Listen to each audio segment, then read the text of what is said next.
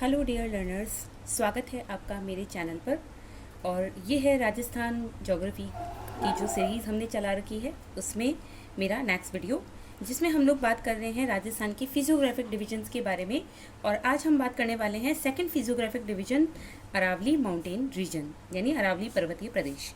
देखिए, अगर हम बात करें कि ये राजस्थान के कितने एरिया के ऊपर फैली हुई है, तो 9% एरिया जो है वो अरावली माउंटेन रीजन जो है वो कवर करता है। टोटल पॉपुलेशन जो है राजस्थान की, उसका 10% यहाँ पर रहता है। और इसकी टोटल एक्सटेंट की अगर हम बात करें कितना इसका विस्तार है, तो उसमें पालनपुर जो कि गुजरात में एक जगह है, वहाँ से लेकर दिल्ली में रायसीना की जो हिल्स है, रायसीना हिल्स दिल्ली में है, वहाँ तक इसकी टोटल लेंथ कितनी है, 692 किलोमीटर। इस तरह के फैक्ट्स आपको ध्यान रखने हैं। इस तरह की चीज़ें पूछी जाती है कि कितनी इसकी लेंथ है टोटल, ये सारी चीज़ें अक्सर पूछी जाती है, तो आपको ध्यान रखना है कि इसकी लेंथ कितनी है टोटल, 692 किलोमीटर। ठीक है। राजस्थान में अगर हम बात करें इसका विस्तार कहाँ से कहाँ तक है, तो हमारा जो गुजरात बॉर्डर लगता है राजस्थान में, उसमें एक जगह है खेड़ ब्रह्मा, वहाँ से लेकर खेतड़ी झुंझुनू तक इसका राजस्थान के अंदर इसका एक्सटेंशन है। ठीक है, तो ये हो गया। इसके बाद में राजस्थान में इसकी दिशा की अगर हम बात करें, तो देखिए दिशा की अगर हम बात करते हैं तो ये कहाँ से कहाँ तक फैली हुई है, दक्षिण पश्चिम से, यानी कि साउथ वेस्ट से नॉर्थ ईस्ट तक फैली हुई है। ठीक है, इसकी डायरेक्शन आपको ध्यान रखनी है कि कहाँ से कहाँ तक है। अरावली की टोटल लेंथ कितनी है, 692, लेकिन राजस्थान में इसकी लेंथ कितनी है, 550 किलोमीटर।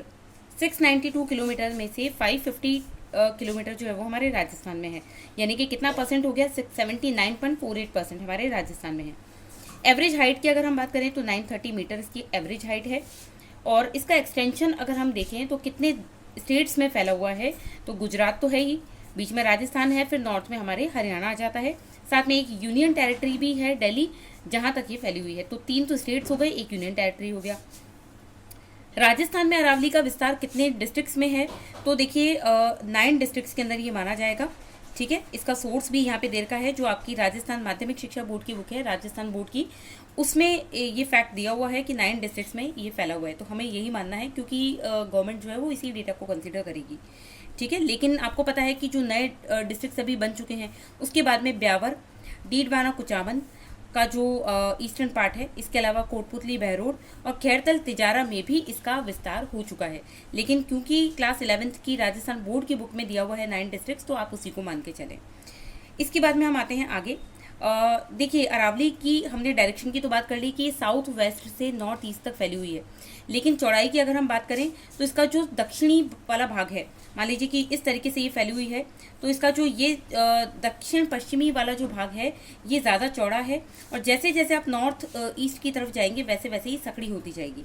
ठीक है, तो उत्तर पूर्वी भाग, नॉर्थ ईस्टर्न पार्ट इसका सकड़ा है, नैरो है, जबकि इसका जो साउथ वेस्टर्न पार्ट है वो ज़्यादा ब्रॉड है, वाइड है। फिर सबसे ज़्यादा विस्तार कौन से भाग में है इसका, तो ऑफकोर्स जहाँ पे इसकी चौड़ाई ज़्यादा है, यानी कि साउथ वेस्टर्न रीजन में। और सबसे कम विस्तार कहाँ पे, जो मिडिल पार्ट है वहाँ पर आते आते मिडिल जो पार्ट है इसका अरावली का, वो बहुत ही सकड़ा है। ठीक है, सबसे ज़्यादा विस्तार वाला डिस्ट्रिक्ट कौन सा है जहाँ पे अरावली सबसे ज़्यादा फैली हुई है, तो उदयपुर है। और सबसे कम विस्तार है अजमेर में। ठीक है, अजमेर में। अरावली का सबसे ऊंचा पॉइंट कौन सा है, गुरु शिखर है। ये क्वेश्चन लैब असिस्टेंट में आ चुका है कि अरावली का सबसे ऊंचा पॉइंट कौन सा है, तो वो गुरु शिखर है। और कहाँ पे लोकेटेड है, माउंट आबू में, सिरोही में। ठीक है, इसके बाद में जो लोएस्ट पॉइंट है वो कौन सा है, पुष्कर घाटी, जो कि अजमेर में है। राजस्थान का सबसे ऊंचा बसा हुआ शहर कौन सा है, माउंट आबू है, और वो आपको पता है इसी अरावली के अंदर ही है। और दूसरा सबसे ऊंचा बसा हुआ जो सिटी है वो है प्रतापगढ़। अरावली का जो मिडिल पार्ट है वो कौन से डिस्ट्रिक्ट में है, वो है अजमेर में। ठीक है, और सबसे अधिक ऊंचाई अगर किसी जिले में है अरावली की, तो वो कौन सा डिस्ट्रिक्ट है, सिरोही। क्योंकि अभी हमने देखा कि गुरु शिखर है वहाँ पर, और गुरु शिखर है तो ऑफकोर्स सिरोही में ही इसकी हाइट है इसकी, वो सबसे ज़्यादा वहीं पे होगी। इसके बाद में हम नेक्स्ट फैक्ट की बात करते हैं। राजस्थान में सबसे ऊंची 3 चोटियाँ जो है, टॉप मोस्ट जो पीक्स होती है, माउंटेन पीक्स, वो स्टार्टिंग की सबसे बड़ी जो ऊंची है वो सिरोही में ही है। ठीक है, तो ये चीज़ हो गई। अब अरावली के कुछ और उपनामों के बारे में बात करते हैं। तो अरावली को भारत का अपलेशन भी कहा जाता है। अपलेशन भी एक माउंटेन का ही नाम है। चलिए, अब आप कमेंट करके मुझे बताइए कि अपलेशन माउंटेन वर्ल्ड में किस जगह पे पाए जाते हैं, कौन से कॉन्टिनेंट में पाए जाते हैं। ठीक है, अपलेशन एक्चुअली कौन से कॉन्टिनेंट में लोकेटेड है, तो ये आपको पता करना है और कमेंट सेक्शन में बताना है मुझे। इसके बाद में नेक्स्ट फैक्ट है कि इसकी तुलना जो है वो प्राचीन वलित मोरदार पर्वत से की जाती है। प्राचीन वलित यानी बहुत ही एंशियंट, बहुत ही पुराना है ये। और किस तरीके का है? मोरदार यानी फोल्ड माउंटेन्स है। फोल्ड माउंटेन कैसे होते हैं? जब आपको पता है दो जो रॉक्स होती है वो एक दूसरे की तरफ कन्वर्जेंस करती है, एक दूसरे की तरफ खिसकती है, तो एक के ऊपर एक उनकी फोल्डिंग यानी उनकी लेयरिंग बनने लगती है, जिससे माउंटेन्स बनने लगते हैं। और इस तरह से बने हुए जो माउंटेन्स होते हैं उनको नवीन वलित मोरदार पर्वत कहा जाता है, यानी फोल्ड माउंटेन्स कहते हैं। ठीक है, इसके बाद में हम आगे बढ़ते हैं नेक्स्ट पॉइंट पे। इसकी ओरिजिन की अगर बात की जाए कि अरावली का ओरिजिन कौन से टाइम में हुआ था, तो प्री कैम्ब्रियन जो टाइम पीरियड है उसमें हुआ था। हम जियोलॉजिकल टाइम स्केल पढ़ते हैं, उसमें प्री कैम्ब्रियन टाइम पीरियड आता है, उस वक्त अरावली की ओरिजिन मानी गई है। ठीक है, और ये गोंडवाना जो लैंड था उसका एक अवशेष माना जाता है। हमने पढ़ा था कि जो पेंजी और पैंथालासा वैगनर ने अपनी थ्योरी के अंदर बताए थे, उसमें से जो पेंजिया था जब वो दो टुकड़ों में टूटा था तो उसका जो नदन पार्ट था, उत्तरी भाग, वो अंगारा लैंड कहलाया था, जो उसका दक्षिणी भाग था, सदर्न पार्ट, वो गोंडवाना लैंड कहलाया था। तो इसी गोंडवाना लैंड का ही एक पार्ट क्या माना जाता है? अरावली को माना जाता है। ठीक है, ये हो गया। इसके बाद में अरावली की जो भूगर्भिक बनावट है यानी जियोलॉजिकल स्ट्रक्चर इसका कैसा है, उसका बहुत डिटेल में जो एक्सप्लेनेशन है वो किसने दिया था?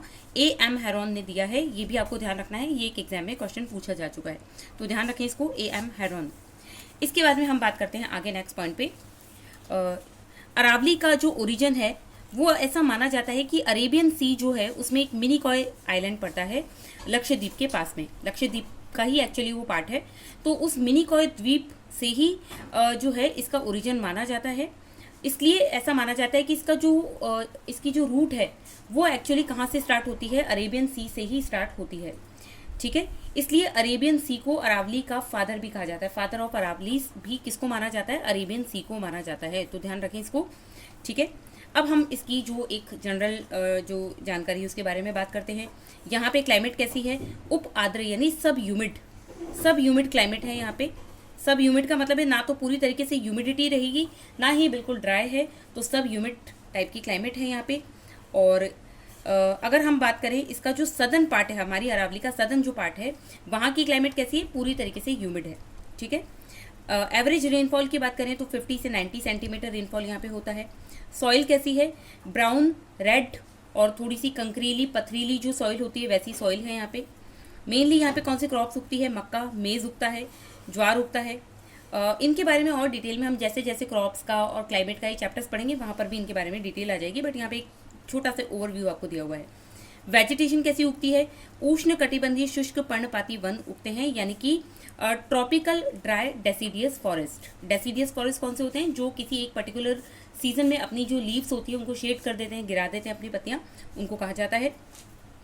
फिर अगर बात की जाए जियोलॉजिकल स्ट्रक्चर के पॉइंट ऑफ व्यू से, तो ये किस ग्रुप में आती है? अरावली सुपर ग्रुप और दिल्ली सुपर ग्रुप की जो रॉक्स होती है, ये पर्टिकुलर टाइप के ग्रुप्स होते हैं, इनमें कुछ टाइप की रॉक्स होती है, उन रॉक्स से इस अरावली को बना हुआ माना गया है। तो कई बार इतना अगर बहुत डीप में क्वेश्चन पूछेगा तो ये पूछ सकता है कि अरावली सुपर ग्रुप और दिल्ली सुपर ग्रुप की जो रॉक्स है उनसे अरावली बनी हुई है, ऐसा माना जाता है। ठीक है, और इसका जो सदर्न पार्ट है वहाँ पे ग्रेनाइट की चट्टानें पाई जाती है। ठीक है, तो ये हो गया। अब इसकी विशेषताओं की बात करते हैं, कुछ फीचर्स देख लेते हैं। तो ये वर्ल्ड की ओल्डेस्ट फोल्डेड माउंटेन है और रेजिडुअल माउंटेन्स है। रेजिडुअल का मतलब होता है कि वो घिसकर एकदम इरोड होकर अपर्दन के बाद में छोटी हो चुकी है बिल्कुल, तो जो है इसलिए इसको रेजिडुअल माउंटेन कहा जाता है। और फोल्ड माउंटेन क्या होते हैं, वलित पर्वत क्या होते हैं, वो अभी भी मैंने आपको बता ही दिया है। और ये वर्ल्ड के सबसे पुराने माउंटेन्स में से एक है, तो ध्यान रखना है ये। और अगर इसकी बनावट कैसे हुई है, बनी किस तरीके से, इसकी फॉर्मेशन के बेसिस पे कैसी है, मोरदार यानी कि फोल्ड माउंटेन्स है, तो ये ध्यान रखना है आपको। इसके बाद में नेक्स्ट बात करते हैं, यह राजस्थान का सबसे ज़्यादा अभ्यारण्य वाला जो भौतिक विभाग है, यानी सेंचुरीज, वाइल्ड लाइफ सेंचुरी सबसे ज़्यादा यहाँ पे इसी रीजन में देखने को मिलती है। सबसे ज़्यादा जो रिवर्स है राजस्थान की, उनका ओरिजिन भी अरावली से माना गया है। ठीक है, और सबसे ज़्यादा सघन वनस्पति, डेंस वेजिटेशन जो है वो भी इसी रीजन में मानी जाती है, तो ये भी है। और सबसे ज़्यादा फॉरेस्ट वाला एरिया भी यही माना जाता है। और इसके अलावा यहाँ पे मिनरल्स बहुत ज़्यादा मिलते हैं, इसलिए इसको म्यूजियम ऑफ मिनरल्स भी कहा जाता है, ये भी एक इम्पॉर्टेंट चीज़ है। यहाँ पे आग्नेय चट्टानों की अधिकता है, यानी इग्नियस रॉक्स यहाँ पे ज़्यादा मिलती है, जिसकी वजह से यहाँ पर जो मिनरल्स पाए जाते हैं वो कैसे होते हैं, जिनमें धातु यानी कि हम कह सकते हैं कि जैसे लोहा है, आयरन है, है ना, और कॉपर है, इस तरह के जो मिनरल्स है वो यहाँ पर ज़्यादा पाए जाते हैं। ठीक है, इसके अलावा इसको ग्रेट डिवाइडिंग लाइन भी कहा जाता है, भारत की महान जल विभाजक रेखा। ग्रेट डिवाइडिंग लाइन कौन सी होती है? वो एरिया जो कि जब बीच में आ जाता है तो उसके दोनों तरफ के जो स्लोप्स होते हैं उनसे अलग अलग डायरेक्शन में रिवर्स निकलती है। मान लीजिए कि ये बीच में एक अरावली है, अरावली के इस साइड में एक अलग रिवर जा रही है, इस साइड में अलग रिवर जा रही है, तो इधर का स्लोप अलग होगा, इधर का स्लोप अलग होगा, जिसकी वजह से दो डिफरेंट डायरेक्शन में रिवर्स निकलती है। तो बेसिकली ये दो रिवर्स को डिवाइड करने का काम कर रही है, इसलिए इसको भारत की महान जल विभाजक रेखा यानी ग्रेट डिवाइडिंग लाइन भी कहा जाता है। ठीक है, ये हो गया। इसके अलावा सबसे ज़्यादा ट्राइब्स जो है वो भी यहाँ पे पाई जाती है, तो जनजातियों की आश्रय स्थली भी इसको कहा जाता है। ट्राइब्स बहुत ज़्यादा पाई जाती है। और कुछ कुछ यहाँ पे इंपॉर्टेंट फैक्ट्स मैंने ऑलरेडी मार्क करके हैं। अरावली के पैरेलल चलने वाला नेशनल हाईवे कौन सा है? NH8 है। ये पुराना नंबर था, अभी न्यू नंबर चेंज होकर 48 हो चुका है, पहले 8 ही था, अब 48 हो चुका है। तो ये भी इस तरह के फैक्ट्स कई बार पूछ लिए जाते हैं, तो आप ध्यान रखें थोड़ा सा। अब बात आती है कि हम अरावली को उसके एक्सटेंशन और उसकी हाइट के आधार पे 3 पार्ट्स में डिवाइड कर सकते हैं। एक तो है नॉर्थ अरावली। अगर मान लीजिए हम अरावली को इस तरीके से बनाते हैं तो इसका जो ये वाला पार्ट है नॉर्थ अरावली है, बीच में मिडिल अरावली है और उसके बाद में साउथ अरावली आ जाता है। तो north Aravali, middle Aravali and south Aravali, ये तीनों के तीनों हमें पढ़ने होंगे, जिसको हम लोग कवर करेंगे अपने नेक्स्ट लेक्चर में। कहाँ से शुरू करेंगे? नॉर्थ अरावली से। ठीक है, तो आज का जो लेक्चर हमने पढ़ा है उसमें हमने 2 पेजेस कवर किए हैं और आप लोग इसको अच्छे से पढ़ लीजिएगा। एक बार अपने लेवल पे भी फैक्ट्स को याद कर लीजिए, क्योंकि राजस्थान ज्योग्राफी में फैक्ट्स ज़्यादा है तो आपको टाइम लगेगा चीज़ों को रिवाइज करने में, याद करने में, इसलिए साथ का साथ में रिवीजन चलाइए ताकि चीज़ें और भी ज़्यादा ईजी हो जाएगी आपके लिए। तो मिलते हैं अपने नेक्स्ट लेक्चर में। टिल देन आप अच्छे से स्टडी करते रहिए और टेक केयर।